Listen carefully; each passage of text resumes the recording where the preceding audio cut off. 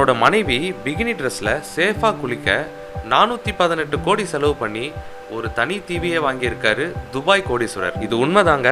மனைவி மேல அதிக லவ்ல இருக்கிற கணவன்மார்கள்லாம் அவங்களுக்காக எதையும் செய்வாங்க. அந்த வகையில துபாயை சேர்ந்த கணவர் ஒருத்தர் தன்னோட மனைவி பிகினி ட்ரெஸ்ல இருக்கிறதுக்காக தனி தீவையே ஒன்று வாங்கியிருக்காரு. அவர் தான் துபாயை சேர்ந்த தொழிலதிபர் ஜமால் அல் நடக். இவரோட ஒய்ஃபு சவுதி அல் நடக். இங்கிலாந்துல பிறந்த சவுதி அல் நடக் துபாயில படிச்சுட்டு இருக்கும் பொழுது ஜமால் அல் நடக்க பார்த்துருக்காங்க. அதுக்கப்புறம் 2 பேருக்கும் கடந்த 3 வருஷத்துக்கு முன்னாடி கல்யாணம் ஆயிருக்கு. மனைவி மேல அதிக லவ்ல இருக்கிற ஜமால் அல் நடக் அவருக்காக ஏராளமான பரிசெல்லாம் வாங்கி கொடுத்துருக்காரு. இந்த நிலையில தன்னோட மனைவி நீச்சல் ட்ரெஸ்ல குளிக்கணும்னு ஆசைப்பட்டிருக்காங்க. அதுக்காக அல் நடக் ஒரு தீவையே விலைக்கு வாங்கியிருக்காரு. இவர் விலைக்கு வாங்கின காசுல வீட்லயே ஒரு ஸ்விம்மிங் பூல்ல கட்டியிருக்கலாம். ஆனா ஏன் தீவை வாங்கினாருன்னு தெரியல. இது சம்பந்தமா சவுதி அல் நடக் அந்த பதிவை தன்னோட இன்ஸ்டாகிராம் பக்கத்துல போட்டிருக்காரு. அப்படி இருந்தாலும் தனி உரிமை மற்றும் அந்த பாதுகாப்பு காரணங்களுக்காக தீவோட சரியான லொகேஷனை அவர் வெளியிடல. ஆனா தன்னுடைய கணவர் ஜமால் அல் நடக் இந்த தீவை வாங்குறதுக்காக $50 மில்லியன், அதாவது இந்திய மதிப்புல 418 கோடி செலவு பண்ணதா சொல்லியிருக்காங்க. அவங்க என்ன சொல்லியிருக்காங்கன்னா,